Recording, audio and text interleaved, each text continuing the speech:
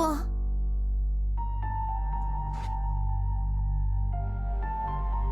این دیگه کیه؟ این ماهنوره. بهش سلام کن. مامان جدیدته. چی؟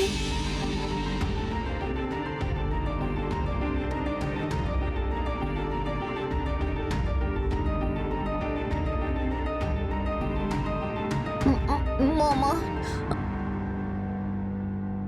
نمیتونم باور کنم بابا. چطور میتونین همچین کاری کنین؟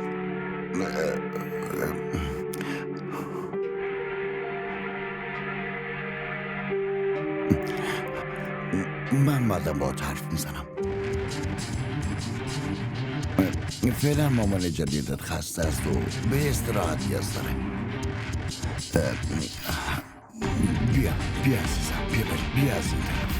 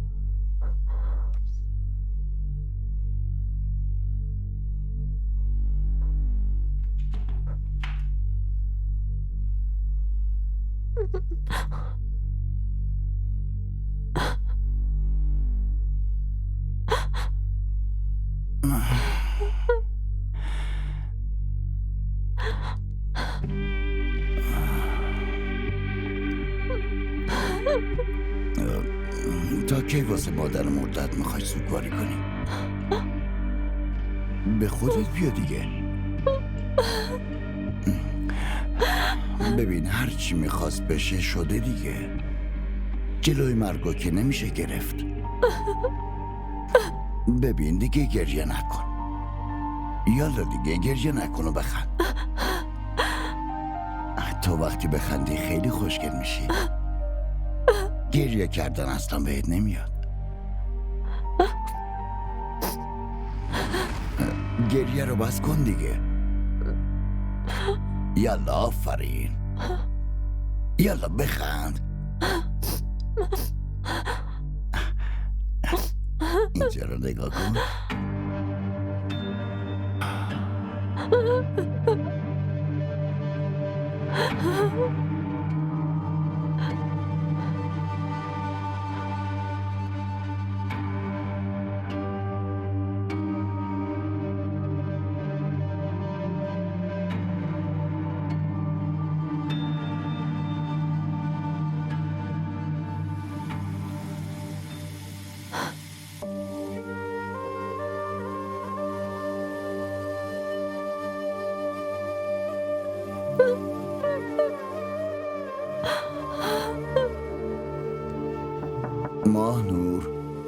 ماهنور بیا بیرون دیگه.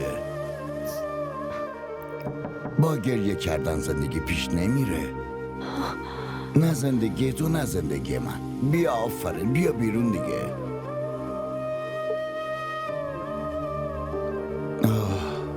ببین این داروها به اندازه کافی معده‌مو اذیت میکنه. بس کن دیگه ماهنور. بس کن ماهنور. بیا دختر، زود باش، بیا دیگه. از دست تو.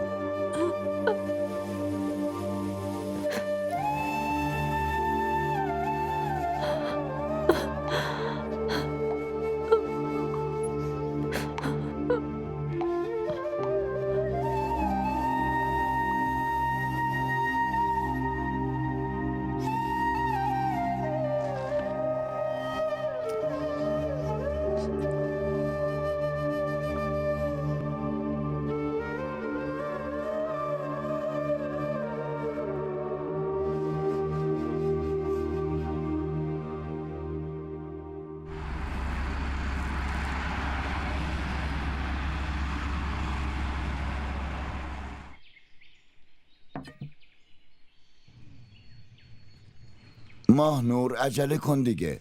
چرا اینقدر دیر میکنی؟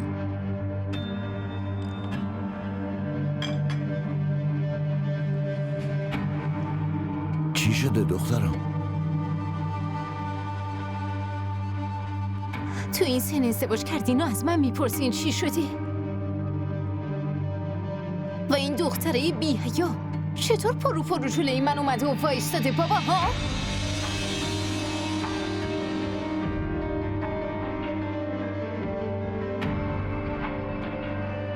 تو کجا میری؟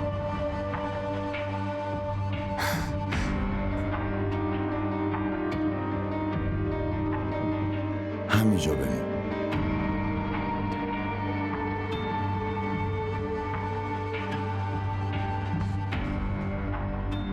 ببین دخترم، هر چقدر سن داری از لحاظ نسبت این بزرگترته. ازت میخوام که این ازدواج رو قبول کنی دخترم. اگه قبول نکنم چی؟ پس قبول نکن. هرچی میخواست بشه شد دیگه. الان هیچ کاری نمیشه کرد. تو دیگه باید تو این خونه باهاش زندگی کنی.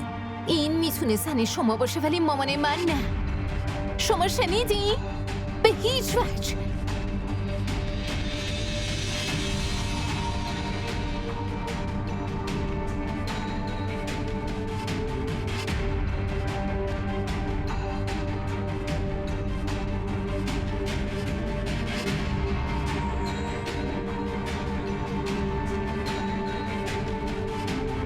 تو چرا وایستادی؟ بشین و صبحانه‌تو بخور.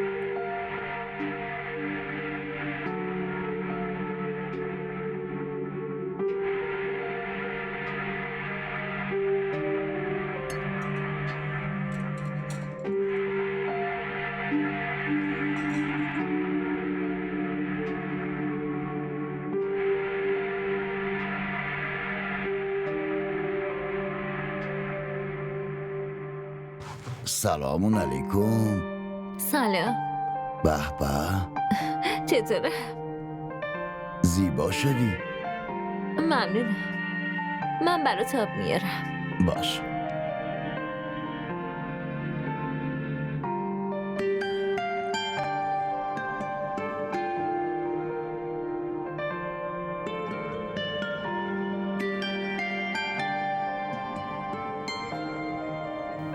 یعنی چی؟ نه سلامی نه علیکی. شما شرکتتون رو ببندین دیگه. چرا دختر؟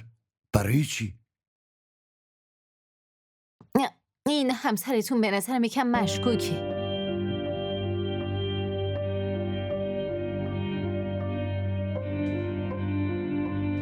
منظور چیه دخترم؟ نمیدونم با کی تلفنی حرف میزنی. اینجور دخترها واسه تامین زندگیشون با مردای بزرگتر از خودشون شاید ازدواج بکنن ولی تو عشق عاشق پسرای جوون میشه.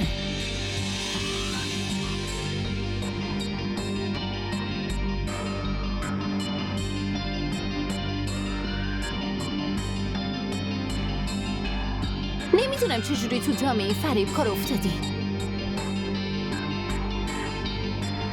بفرمایید. برات غذا گرم کنم؟ حداقل با همون غذا بخور. بعد هم میخورم بابا. تا کی میخوای اینطور رفتار کنی؟ تا وقتی که این از زندگی شما بیرون بره. تا اون وقت. خیلی لجبازی. به شما رفتم.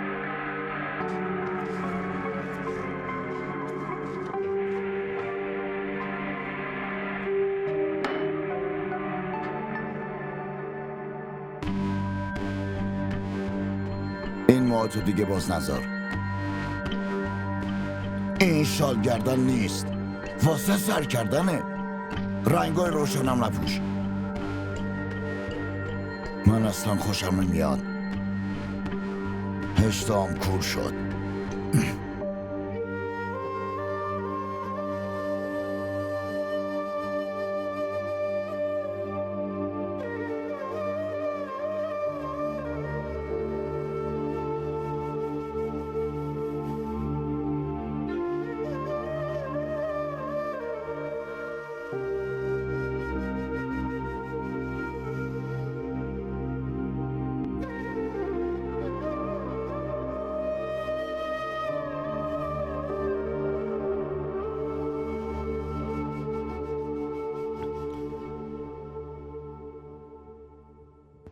سورپرایز. منیب تویی؟ وای خدای من، دارم خواب میبینم. آره گوشاتو میکشم تا تو باورت بشه. آخ باورم شد. بابا گوشمو ویل کن. ولی تو که گفته بودی ماه بعد میاد. خب اگه بهت راستشو میگفتم که سورپرایز نمیشدی. حالا سورپرایز چطور بود؟ خیلی عالی. واقعا خوشحال شدم. برای تو. ممنونم.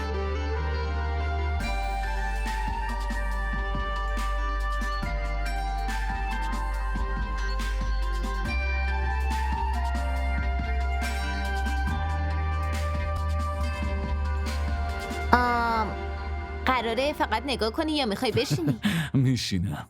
یه بار دیگه این کارو بکنی میکشم. من دلم برات سوخت، راحت نمیذارم. یه بار دیگه زبون درازی بکنی زبونتو قطع میکنم. حواست باشه دختره پررو. من راستش بابا این روزا فشار خونش بالاست، واسه همین از خدمتکارا عصبانی میشه. خب اینجوری که بیشتر فشار خونش میره بالا.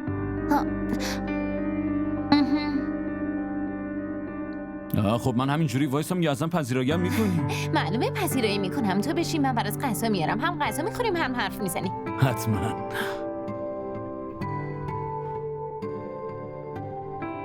چیو میخوای بهم ثابت کنی هان؟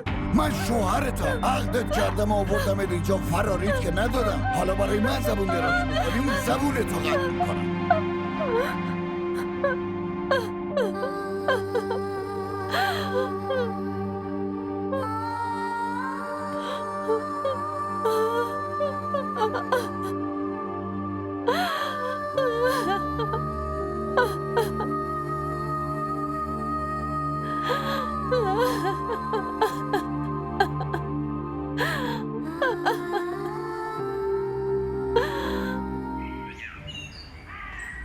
به منیب چی میگفتم؟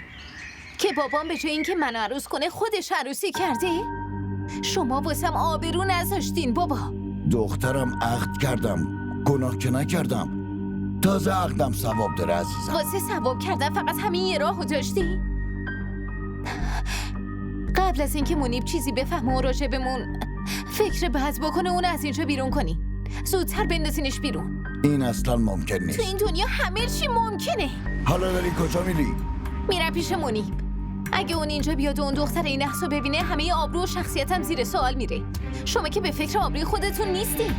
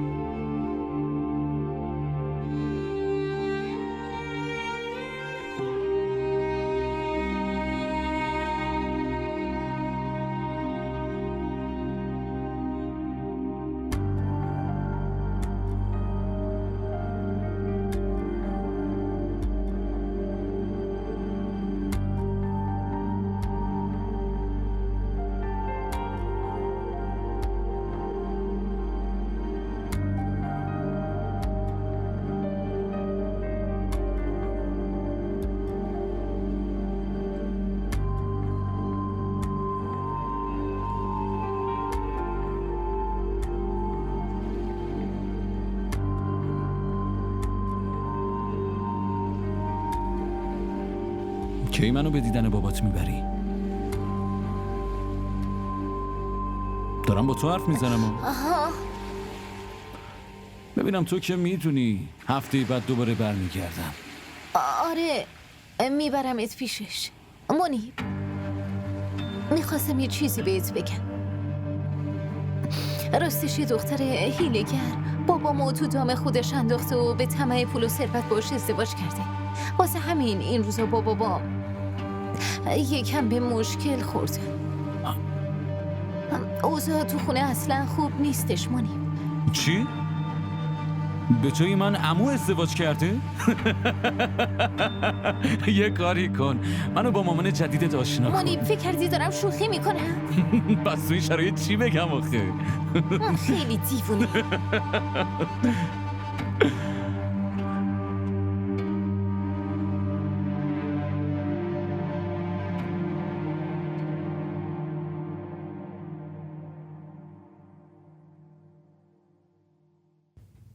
ریجا،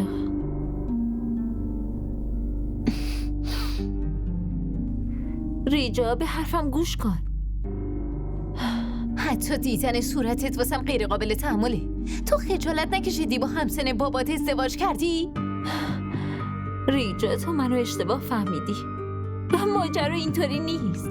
ببین، سکه دو رو داره و تو فقط یه روی اونو دیدی. گاهی وقت آدم‌ها مجبور میشن یه کارایی بکنن. مزخرفاتتو تمومش کن و از این به بعد تلاش نکن که با من حرف بزنی، فهمیدی؟ چه نیازیه که با هم دعوا بکنیم؟ ما میتونیم با هم دوست بشیم، مگه نه؟ دوستی با تو؟ تو چطور فکر کردی که با یه دختر پایین شهری مثل تو دوست میشم ها؟ برو گم شو. درسی، هیچ وقت با این صورت نحس جلوی منیب ظاهر نشو، وگرنه برات بد میشه.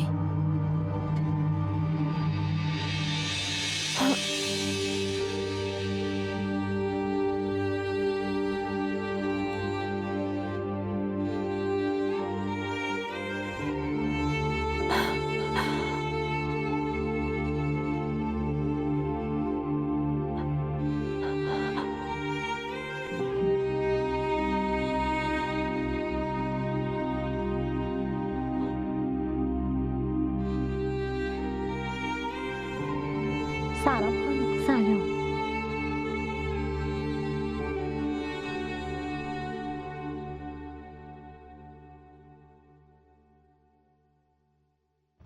سلام. سلام علیکم.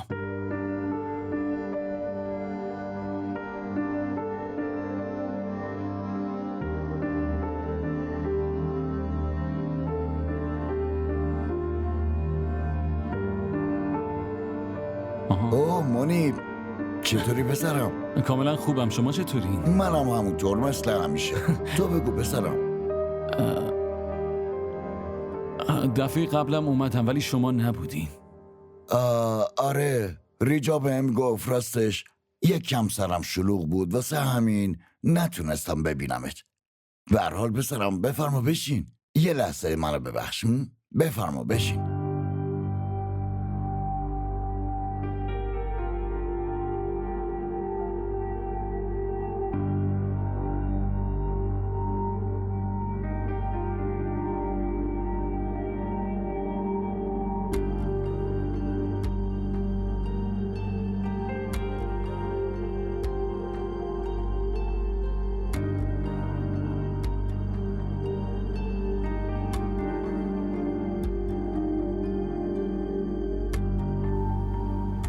راستش یه دختر هیله‌گر بابامو تو دام خودش انداخته و به طمع پول و ثروت باش ازدواج کرده. واسه همین این روزا با بابا مشکل دارم.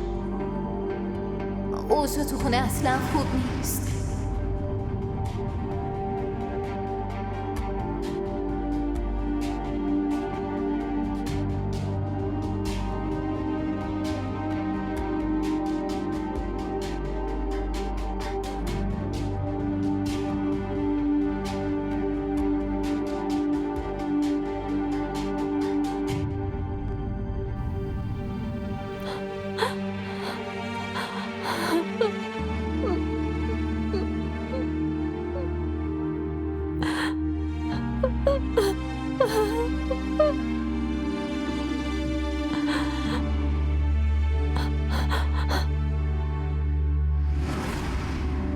خیلی خوب، این داروهاتو عوض میکنم. انشاءالله حالت بهتر میشه. خیلی ممنونم. من هیچیم نشده. ماهنورم الکی نگران شده، داره شلوغش میکنه. شما فعلا این داروها رو بگیرین. ماهنور جان، لطفاً چند دقیقه بیاین تو اتاقم، کارتون دارم. من برمیگردم.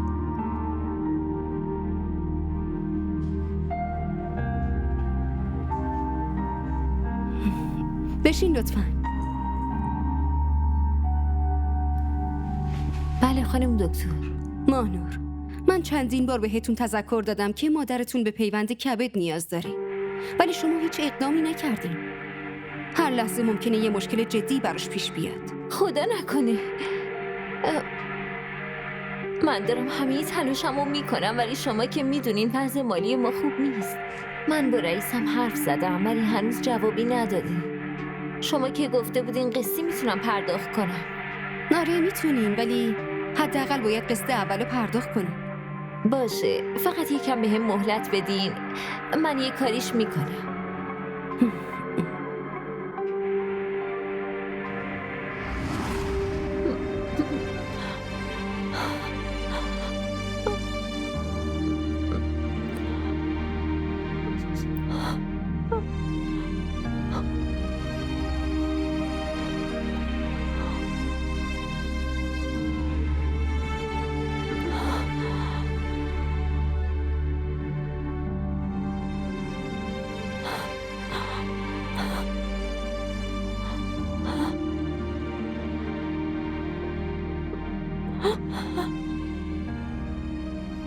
در مورد بانداژ دستش و زخمی رو صورتش میپرسید. منم گفتم که افتاده و الکی حرفمو پیچوندم. من اخلاق منیبو میشناسم. اون واسه یه حیوان دلش میسوزه. اگه اون از واقعیت ماجرا چیزی بفهمه چی میشه بابا؟ چه فکری میکنه؟ واکنشش چیه؟ محض رضای خدا دلت به حال زندگی من بسوزه. اونو طلاق بده و از اینجا بفرست بره. دخترم، حالا که مامانش هم فوت کرده، اون کجا بره؟ به جهنم بره، به درک. شما نگران اون هستی ولی نگران دخترتون نه. بابا چطور شده؟ شما طاقت دیدنش که منو نداشتی، ولی امروز به یکی دیگه دل بستی. محبت دخترتون از دلتون رفته بابا. اینجوری نیست دخترم، تو که زندگی منی. بابا دارم بهتون میگم، من بدون منیب میمیرم، فهمیدی؟ دشمنت بمیره عزیزم. این چه حرفیه که میزنی؟ باشه، به من یه خورده زمان بده. الو؟ بله منم. چی؟ کی؟ انا لله و انا الیه راجعون. باشه من الان راه میافتم، خودمو میرسونم. چی شده؟ اتفاقی افتاده؟ خانداداش فوت کرده، باید فوراً برم.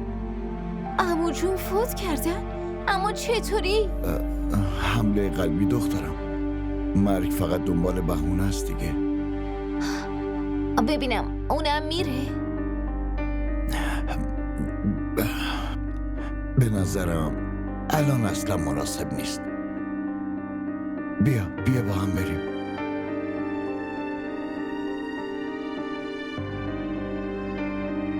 سلام علیکم.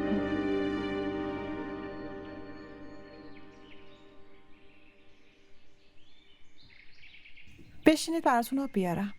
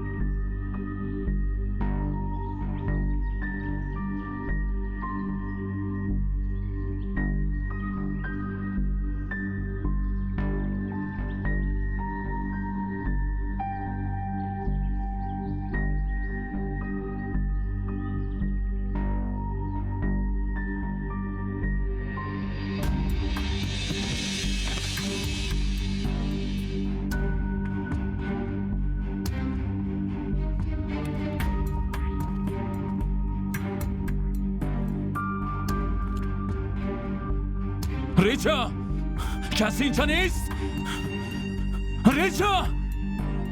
بله خانم جان، چی شده؟ بیهوش شده، اهل خونه کجا، باید بره بیمارستان. آقا که تشییع جنازه داداشش رفته و ریچا خانم هم باهاش رفته. خانم جان. خیلی خوب باشه، من اینو میبرم بیمارستان. هر وقت ریچا اومد بهش بگو. چشم آقا. اما چی؟ اگه خانم کوچیک بفهمن که شما خانومو بیمارستان بردین ممکنه منو کتک بزنن. یه چیزی رو همیشه به یاد داشته باش. هیچ وقت کسی رو تو مشکلات به خاطر ترس و وحشت تنها نذار. فهمیدی؟ اینا آدمای ظالمین. خانم جان، خانم جان، خانم جان، خانم جان، خانم جان. خواهش میکنم پاشین. باید به هوش بیاین.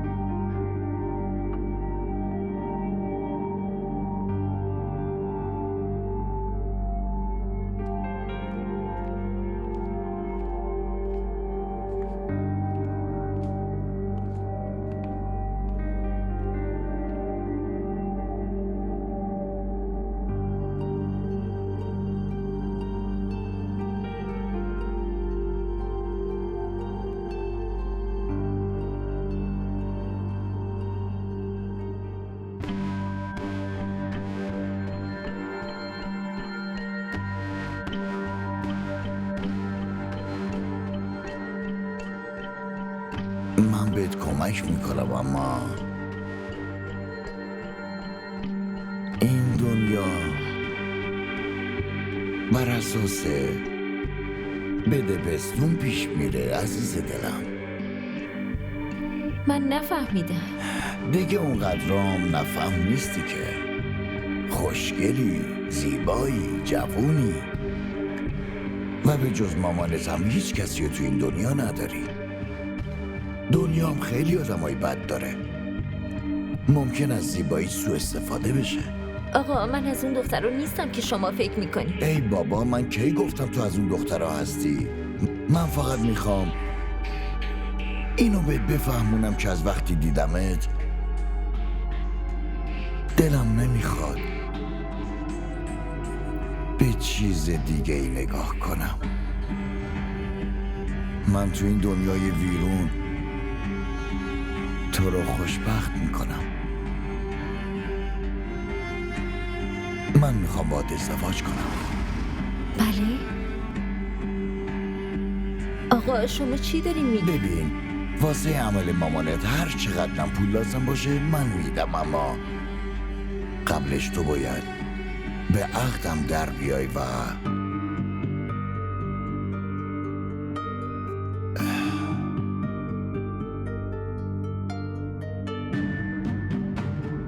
در ضمن اگه مخالفت کنی من شغلمو از دست میدم. تو همینجوری بهم بده کاری باید بدهی تو بدی. خوب فکراتو بکن. فرصت داری، عجله‌ای هم نیست. بعداً تصمیم به تو بگیر باشه. ببین من چه بدی دارم؟ یه آدم سالم، سرحال، جذاب و مهربون. من دیگه میرم. گوش کن، به پیشنهادم خوب فکر کن. فرصت خیلی کمی داری عزیزم.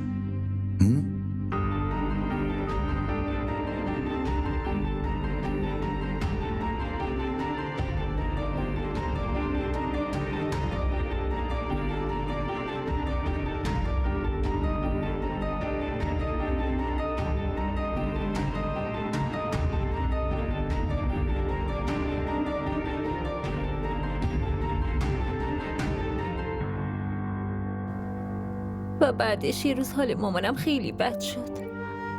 مجبور شدم اورژانسی ببرمش بیمارستان. من چاره دیگه ای نداشتم. مجبور شدم خودمو گرو بذارم و اونو نجات بدم.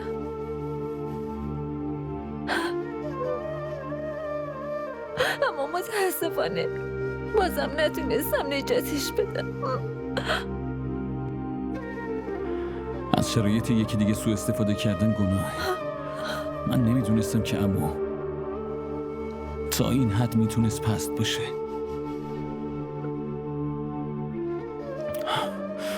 از این ناراحتم که ریجا چرا به من دروغ گفت.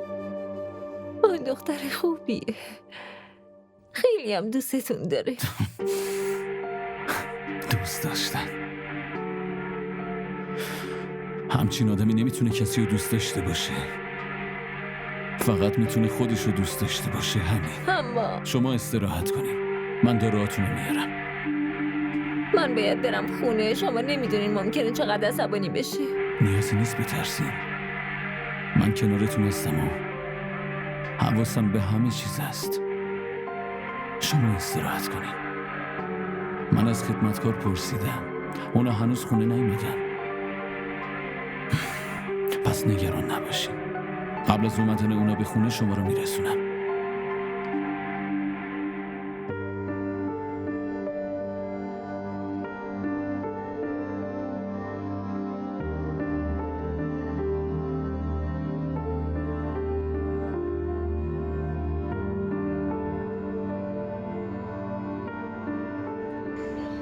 تو کی برمیگردی؟ احتمالاً 6 ماه دیگه. اما لطفاً تا اون موقع باباتو راضی کن که این دختر رو طلاق بده، باشه؟ اگه بابام بفهمه هیچ وقت واسه ازدواج راضی نمیشه. ببین، ازدواج کردن هیچ مشکلی نداره، ولی چه لزومی داشت با یکی همسن دخترش ازدواج کنه؟ آخه چرا این کارو کرد؟ من بابامو راضی میکنم. اون حرف منو زمین نمیندازه. امیدوارم اینطور باشه. کافیه بابا. واسه آخرین بار دارم میگم اون دختره رو طلاقش بدین.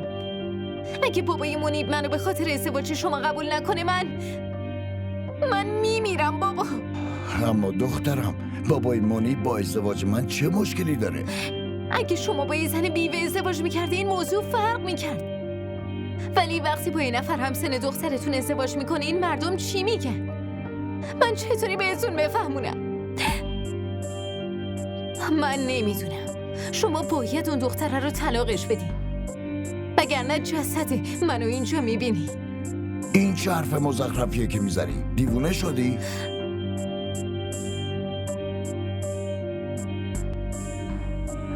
حالا گریه نکن. باشه، طلاقش میدم. همینجوریش هم اون مثل یه مرده متحرک داره زندگی میکنه. من به فامیلمون هنوز چی در موردش نگفتم. اما دخترم، به خاطر خوشحالی تو این فداکاری رو میکنم. اون از زندگی میندازمش بیرون، طلاقش میدم. ممنونم بابا.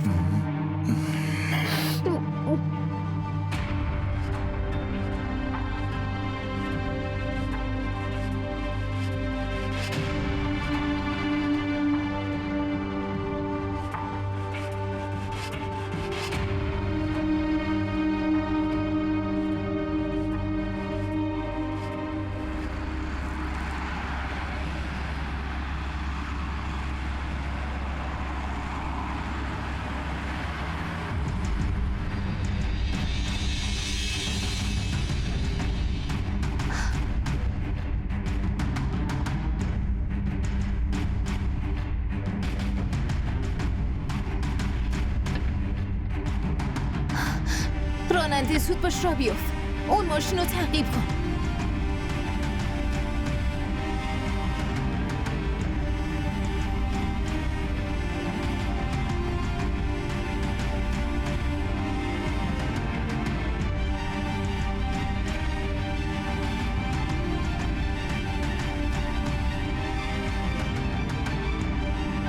منیب دوباره برگشته اینجا؟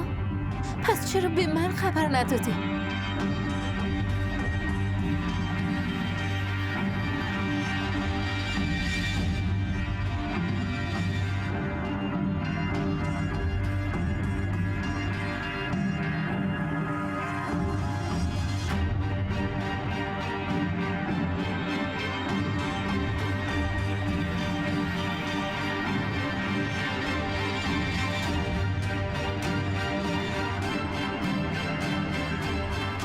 واقعا خیلی عالیه. این زن؟ تو چطور جرأت کردی با منیب بگردی؟ داری چی کار میکنی؟ تو به من دروغ گفتی؟ تو گفتی اسلام آبادی؟ یعنی تو 6 ماهی که داری منو فریب میدی و با این زن لذت دنیا رو میبری؟ حرف دهنتو بفهم. این زن عقدی منه. تو و بابات بی احساس و خیلی ظالمین. از شرایط مردم سوء استفاده میکنین. واقعا خجالت نمیکشین؟ آره دروغ گفتم، ولی دروغ من و تو خیلی با هم فرق داره. تو دروغو برای منفعت خودت گفتی، ولی من دروغو واسه نجات دادن یه مظلوم از ظالم گفتم. فهمیدی؟ بیا بریم.